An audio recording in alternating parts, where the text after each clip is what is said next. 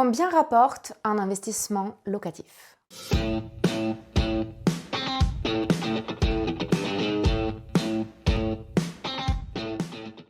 Alors, déjà, est-ce qu'on parle en net ou en brut?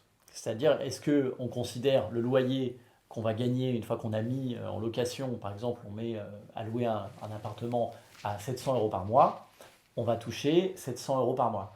Mais après, il y a des charges à payer, il y aura peut-être une agence immobilière qui va prendre 5-10% aussi du loyer, et puis à la fin, il y aura la taxe foncière qui va être à payer, qui est peut-être un mois de loyer, et ainsi de suite. Donc en fait, combien ça rapporte un investissement?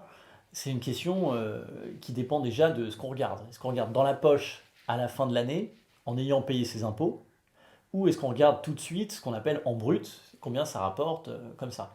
Donc on peut parler en pourcentage. Au-dessus de 10%, ça reste un investissement intéressant. 10% brut, ça reste intéressant. Si on arrive à 15, 20 ou 30, là, on est sur des pépites, hein. Quand même, c'est des choses qui sont très très rentables et on va pouvoir du coup les financer facilement par le crédit bancaire et avoir un surplus tout de suite.